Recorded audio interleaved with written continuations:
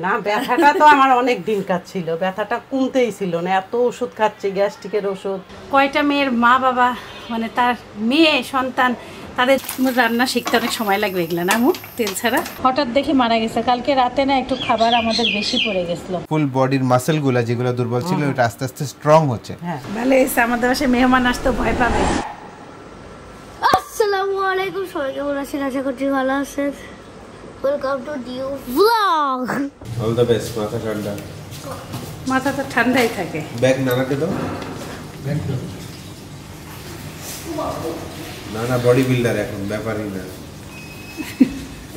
যাও সাবধানে যাও, আল্লাহ হাফেজ। আব্বু পুরা বসে বসে ঘুমাচ্ছে আর উল্টা আমাকে কি তোমারই কপি। আমার সাথে মিল আছে। একবারে বসে বসে ঘুম, আমাদের সব নাস্তা চলতেছে। তাই সাইফানা বাবা বলতেছে আঙ্কেল ঠিক মতো ঘুমায় নাই। এই হলো তুমি কয়টায় এসো তাই টের পাই না। এটা খানা দেখে খাই তারপরে ভাই আমরা দেখ। দেখছো দেখ দই আগে আমার খুব দই মিষ্টি খাওয়া বন্ধ, খালি আব্বুকে হালকা মিষ্টি দইটা দিছি। সাইফানের বাবা এই মিষ্টি জাতীয় কোনো কিছু আব্বু আম্মুকে খাইতে দিচ্ছে না। আমার বাসায় গড়াগড়ি দিচ্ছে যে আব্বু আনছে এই খিসা, কালকে একটু সাইফান খাইছে আর আমি একটু হালকা খাইছি।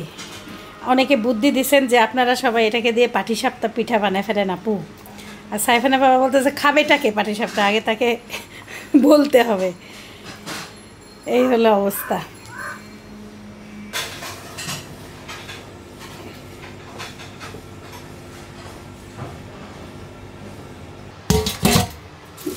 আজকে আমরা ঈশ্বরদীর, এটা কি লেখা আছে, বিরু খালু কামড়ি, মানে এটা সাইমা খালাম্মা আমাকে দিছে। কি কুরবানি ঈদের গরু মাংস আমাকে আমার খালা একটু একটু করে, মানে আমার সাইমা খালাম্মা শেলি খালাম্মা আমার জন্য আবার দেয়, সেটা ঢাকায় নিয়ে আসি। আমার আবার এটা ভাল লাগে, লিখে রাখছি, তাহলে আমি বের করলে দেখতে পারি যে বিরু খালু কামড়ি। আম্মু তো গরু খায় না, আম্মুর জন্য মুরগি ভেজাইলাম।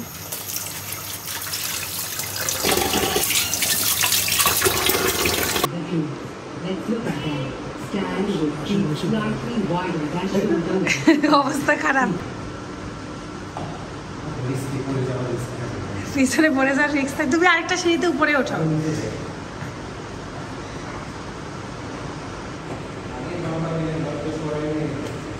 আম্মু আর আমি ঘরে করতেছি ট্রেডমিলে, এই যে এইভাবে অনেক এক্সারসাইজ করছি, হাঁপাচ্ছি। আজকে অবস্থা খারাপ, লেগ ডে। আপনারা অনেকেই আমাকে বলতেছেন কমেন্টে যে এক্সারসাইজ দেখানোর কি আছে।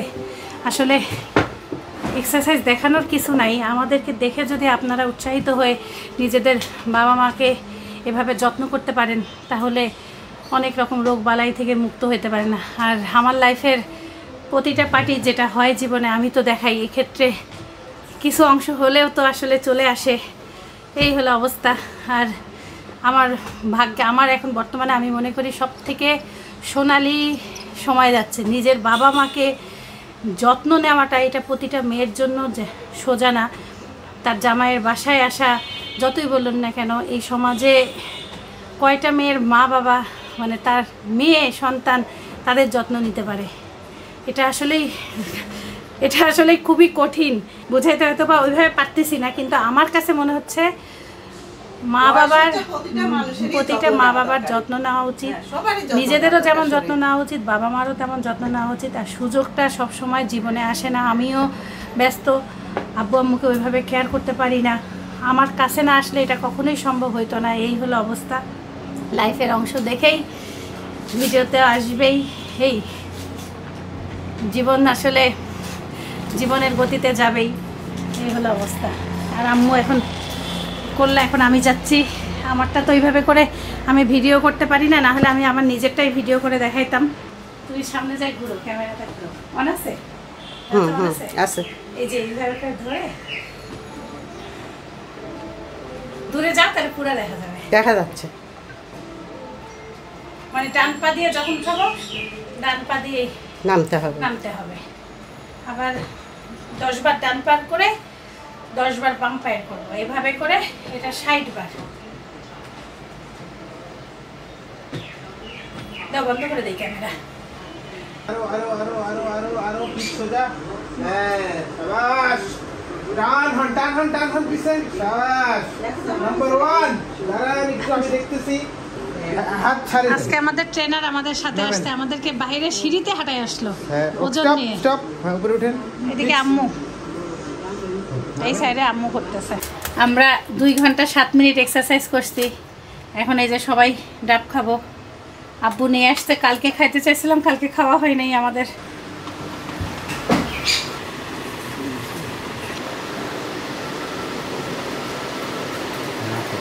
আস্তে আস্তে একটু সোজা হচ্ছে, আগে আরো সময় লাগতো, এখন একটু সময় কম লাগতেছে।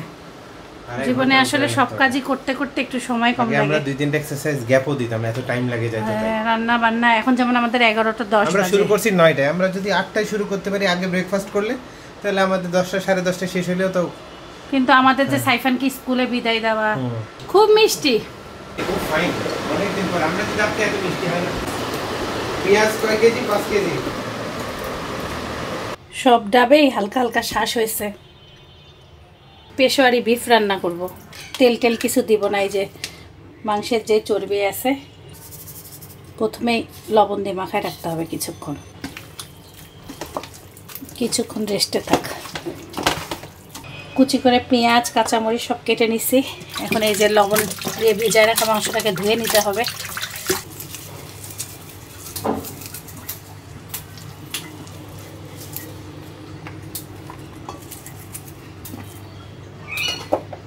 পেঁয়াজ কাঁচামরিচ বেশি করে,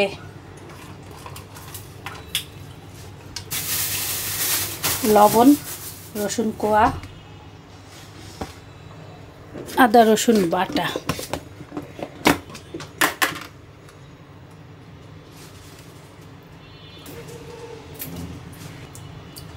আমি 2টা আলু একটু গোল গোল করে কেটে দিলাম। এই রান্নাটা মশলা টশলা ছাড়াই হয়।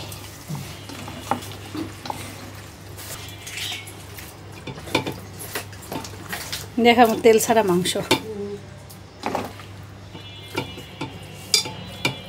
সুন্দর করে এখন সেট করে বসাই দিব। 5-6টা শীষ দিয়ে দিব। এই যে বিসমিল্লাহ।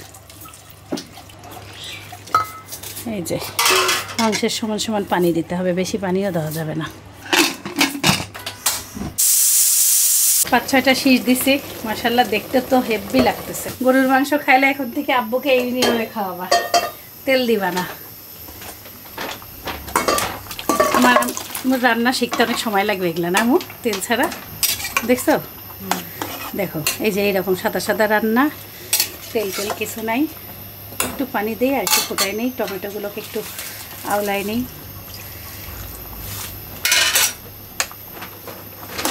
আর এখন খালি ফুটে গেলেই নামানোর আগে গোলমরিচ গুঁড়া দিয়ে দেব, শেষ রান্না।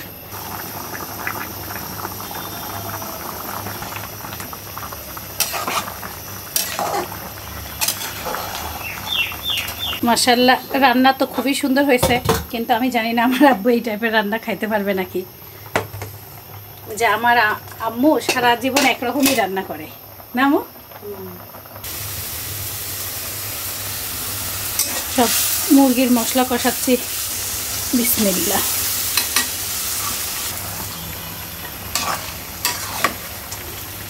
মুরগিতে তেল দিয়ে রান্না করতেছি, তাও তেল দেখা যায় না। আর গরুর মাংসে 1 ফোঁটা তেল দেই নাই, চর্বি থেকে দেখেন কি পরিমাণ তেল হয়ে গেছে। এখনো পানি দেয়নি, খালি কষাচ্ছি। আর এই যে কলমি শাক, আজকে এই হলো রান্না বান্না। একটা সাইফানা বাবা বলছে আমাকে একটা সবজি করতে, এখনো সবজি কাটা বাছা করি নাই। সব আগে একটু পরিষ্কার করি।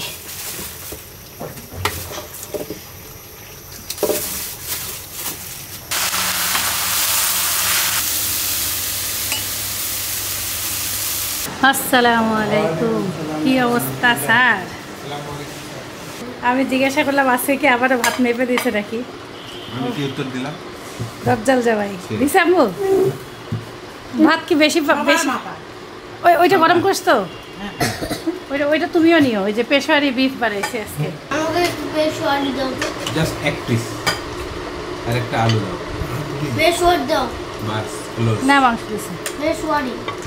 পেশোয়ারি এসো এটা পাকিস্তানি রান্না দেখে আপু যাও আরেক পিস নাও সাইফানের বাবা তোমাকে না সাইফানের বাবাকে দেবো তোমাকেও দেবো মাংস তো খাইতে হবে লেবুটা দেখো আলু লাগবে না। আলু একটা খাও এই তোমাকে আলু দিছি দিছো নাও না আরেকটা গোস্ত নাও ধরো সাইফান মাংসটা একটু ডিফারেন্ট টেস্ট আসতেছে লেবুর ফ্লেভারটা বেশ ভালোভাবে বোঝা যাচ্ছে লেবুটা আমি পরে দিছি এই যে সুন্দর করে লেবু আর আদা কুচিটা দিছি এই যে পরে দিছি দেখতে অনেক সুন্দর হয়েছে। আমাদের সাজেদ ভাই চা পাঠাইছিল অ্যাপেলের গ্রিন টি আমি কালকে খাইছি মানে কড়াটা অত বেশি না কিন্তু চাটা ভালো লাগছে ঘ্রাণটা খুব সুন্দর আমি আর আম্মু খাইছি আজকে সাইফানের বাবাকে আর আব্বুকে দেই আমরাও খাই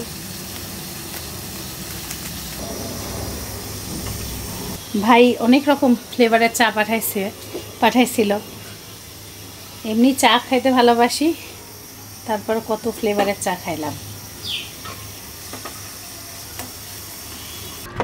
সাইফানা বাবা সাজেদ ভাইয়ের অ্যাপেলের চা থ্যাংক ইউ সো মাচ একটু সাজিদ ভাইয়ের জন্য অনেক অনেক দোয়া রইল টি ব্যাগের কোনো সুতা নাই মানে ডাইরেক্ট হলো ব্যাগই তাহলে এটা কিভাবে তুমি যে একটা টি ব্যাগ কিনছিলে না ওই ফুলের চাগুলো ওই রকম টাইপের মানে বুঝতে পারছি, প্যাকেটের ভিতর থেকে বের হচ্ছে স্পাইনিংস কালকে সাইফানের ম্যাথ পরীক্ষা একটু ম্যাথ করাচ্ছি সাইফানের সাইকেলটার চাকাটায় সমস্যা আব্বু বলতেছে ঠিক করে নিয়ে আসি সাইফান সাইকেল চালাতে পারে না দাঁড়াও। এই যে এইটা এটা বাঁকা হয়ে যায়। হ্যাঁ ওটা ঢালাই চাকা ঠিক আছে।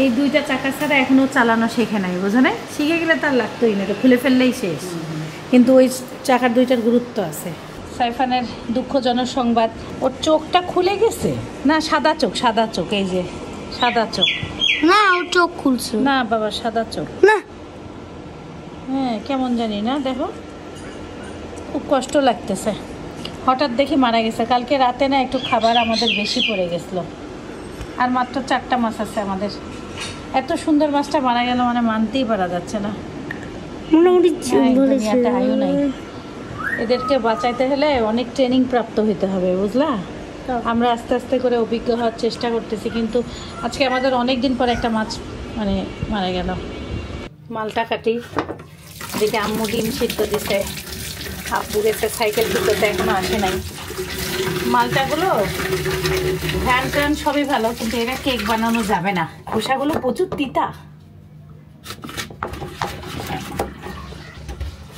কি সুন্দর লেবুর ঘ্রাণ না আব্বু সাইকেল ঠিক করে নিয়ে আসতে এই যে এটা চেঞ্জ করে দিছে হ্যাঁ এটা দুইটাই নিয়েছি। চাকা ভেঙে গেছে আব্বু আবার যাচ্ছে সাবধানে যাও তুমি শোনো অস্থির হয়েও না ওই যে চালাইতে পারে নাই সাইফান অস্থির আব্বু আবার ঠিক করতে গেছে ভেঙে গেছে আবার যাচ্ছে আর ডিমটা খেয়ে যাও সুবহানাল্লাহ দেখেন আজকে আকাশে একটা চাঁদ কালকেও 4টা আসতে যখন আমি টাইমলেস নিয়েছিলাম আজকে আকাশের রূপটা একদম আলাদা অন্যরকম সুন্দর প্রতিদিন নেট থেকে প্রতিদিন সুন্দর মানে কোনো দিন কারোর সাথে তুলনা করাই যায় না কি অপূর্ব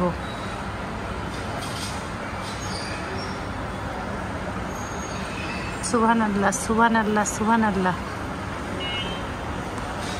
আসসালামু আলাইকুম একদম সাইকেল ঠিক চালাই আনছো ওখানে হ্যাঁ ঠিক করে দিল হ্যাঁ চাকা? লাগাই দিল আর একটা চাকা নিয়ে আসলো। চাকা আবার দুইটা কেনা লাগলো না দুইটা না ওই যে তখন দুইটা রড নিয়েছিলাম না হ্যাঁ একটা রড তো খারাপ একটা ভালোটা লাগাই দিছে ও আর এই দুইটা রড আছে এখানে একটা ভালো একটা খারাপ।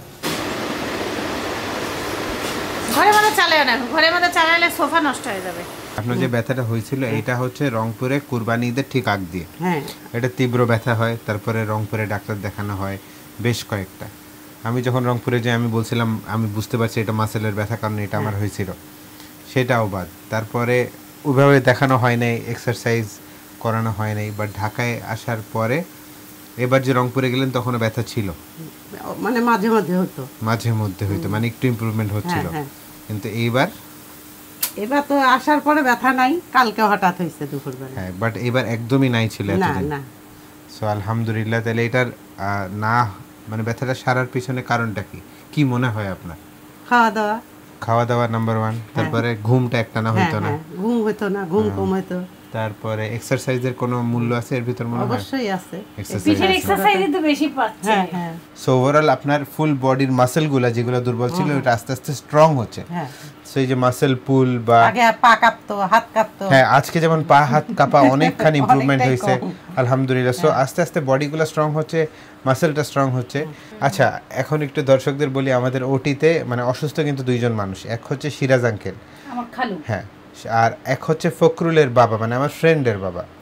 তো সিরাজ আঙ্কেলের আপডেট দিয়েই দিই, যে কারণে আমরা হসপিটাল চেঞ্জ করছিলাম হার্টের জন্য, সেই টেম্পোরারি পেসমেকার ছাড়াও আঙ্কেলের হার্ট এখন ফাংশন করতেছে, বাট আঙ্কেলের এখন অন্য কিছু প্রবলেম দেখা দিচ্ছে। সো আঙ্কেল আজকেও প্রবাবলি সিআইসিইউতে থাকবে, কালকে আরেকটা টেস্ট করবে, তারপর আপডেট জানা যাবে। আলহামদুলিল্লাহ সাইফানের নানির এখন আমরা ব্যথাহীন বলতে পারি। হ্যাঁ, না একবারে বলা যায় না, হঠাৎ না, না। কালকে আবার একটু উঠলো। কালকে হঠাৎ সেটা- হচ্ছে। সেটা মনে হয় গ্যাস্ট্রিকের ইস্যুর জন্য। এ ওয়াক শেষ। আল্লাহ জানে। হ্যাঁ ওয়াক শেষ। হ্যাঁ। এমনি পিঠের যে ব্যথাটা আমার ছিল ওইটা ওইটা আর নাই। আমারটা নাই। আমার সব থেকে সুখবর কি জানো, আমার মোটা রানে যে ব্যথাটা ছিল কিচ্ছু নেই। না, ওগুলি ব্যথা তো সব আমার আমাদেরও হচ্ছে নাই। চাবানি ব্যথা, যে জ্বরের কারণে কি অবস্থা ও হয়েছে তোমার এই এটা। জ্বরের পরে উঠা থেকে? আর আমার কোনো ব্যথাই নাই শরীরে, আল্লাহর রহমতে। আমি একটু আগে নিউজে দেখলাম 382টা কেস ধরা পড়ছে ডেঙ্গুর শুধু আমার 24 বান্ধবী ঘন্টায়। দেখে চিকনগুনিয়া হইছে। চিকুনগুনিয়া, ডেঙ্গু মানে মশা রিলেটেড অনেক দেখা দিচ্ছে রোগ। যাই হোক, আপনাদের সবার জন্য দোয়া করি। তো মেন কথাটা হচ্ছে রংপুরে যে জিনিসগুলো মিসিং সেটা হচ্ছে প্রপার ঘুম পায় না, প্রপার খাবার পায় না, আর খাবার ওয়ার্ক পায়, মানে কিন্তু প্রপার খাবার খাবার মানে হলো- হেলদি খাবার, healthy খাবারটা। আপনারই হাতে রান্নাঘর কিন্তু আপনি হ্যাঁ। হেলদি খাবার রান্না করেন না। করেন না, আমরা তো একটু তেল মশলা বেশি খাই। এই তো শুনে নেন, নিজেই রোগের সমাধান নিজেই জানে। আর ওয়ার্কআউট তো রংপুরে হ্যাঁ, হয় না, সবাই- আমরা গেলে একটু হাঁটাটা হয়, বাট এই ওয়ার্কআউট গুলা আমি তো এখন আমাকে ওইভাবে চাপি দেই নাই ওই ক্লাসের রান্না। না ব্যথাটা তো আমার অনেক দিন কাটছিল, ব্যথাটা কমতেই ছিল না, এত ওষুধ খাচ্ছি, গ্যাস্ট্রিকের ওষুধ, তারপরে অন্য অন্য ওষুধ আবার আমি এখানে দেখলাম আসছিল আপনি তো। ওষুধ খাওয়ারেন। আমি দেখলাম যখন আমরা ইউনাইটেড থেকে আসছি, যখন রেজাল্ট করিম ডক্টর আপনাকে যে এক্সারসাইজ গুলো হ্যাঁ, দিল, হ্যাঁ। তারপরে আপনি বলতেছেন যে ব্যথাটা কিসের, আপনার খুব বিরক্ত লাগতেছে, কোথা থেকে ব্যথা আসতেছে, ডাক্তার ধরতেই পারতেছে না। হ্যাঁ, আসলে সব থেকে মেইন কথা কি জানো, আল্লাহ আম্মুকে এই ডাক্তারের ওসিলায় আর এই ব্যায়াম ট্যামের ওসিলায় হ্যাঁ। আম্মুকে সুস্থ করবে। মেইন হচ্ছে হ্যাঁ, এইটাই। এইটাই। আম্মুর ঢাকায় আসতে হবে, Yes. আর আম্মুকে এই ওসিলায় সুস্থ। আম্মুর ওইদিকে শেফা ছিল না। আল্লাহ ইজ দ্য এটাই বেস্ট হচ্ছে, প্ল্যানার আমরা বলি না, হ্যাঁ। এটাই হলো মেন কথা। আর আমাদের ফখরুলের বাবার আপডেট এই মুহূর্তে মানে 5টা মিনিট আগে আসলো, সেটা হচ্ছে আঙ্কেল বড় ভাইয়াকে চিনতে পারছে। ভাইয়া যাই জিজ্ঞাসা করছে আমার নাম কি, বললো নাম, আর প্রতিটা ভাইটালস ঠিক আছে, হার্ট, লিভার, কিডনি, তাহলে আলহামদুলিল্লাহ। আলহামদুলিল্লাহ সবকিছু ভালো। আর কালকে তাহলে বেডে দিয়ে আঙ্কেলের লাইফ সাপোর্ট থেকে খুলে ফেলছে, সো নিজের থেকে অক্সিজেন নিচ্ছে। সো আজকে তাহলে আলহামদুলিল্লাহ ভালো। সকালবেলা আলহামদুলিল্লাহ। শুনছিলাম একটু ব্রেনের সমস্যা হইতে মানে পারে। এই শুনে আমাদের অনেক মনটা খারাপ ছিল। যাই হোক, সাইফানা বাবু বলছে ইনশাআল্লাহ ভাইয়া কিছু আচ্ছা, হবে তো না। এই সব কিছুর সমাধান কি জানেন? ফুল বডি টেস্ট করা, মাঝে মধ্যেই করা। 40-এর উপর বয়স হয়ে গেলে 6 মাস পর পর করানো খুবই ভালো, কারণ যে কোনো মুহূর্তে বডি যে কোনো রকম হইতে পারে। যাই হোক, আমাদের মাগরিব শেষ, এখন আমাদের খাওয়া দাওয়া করার টাইম হয়ে গেছে। ভালো এসে আমাদের বাসায় মেহমান আসতে ভয় পাবে যে সাইফানের বাবা পাপি শুরু করছে। আর মেহমান কেন ভয় পাবে? মেহমান বলে মনে করবে কি জানো? এগুলা যাদেরকে বেশি ভালোবাসি তাদের জন্য, এগুলো সবার জন্য না তো। হঠাৎ করে বাসার গেটে কে জানি গিফট দিয়ে গেছে আমাদের ভাইয়া, মানে ভাই বাসায় গেটে ছিল না, আরেকজনকে দিয়ে চলে গেছে। কে হইতে পারে আপনার বাবা? আমাদেরকে কে এত ভালোবাসে আল্লাহ জানে।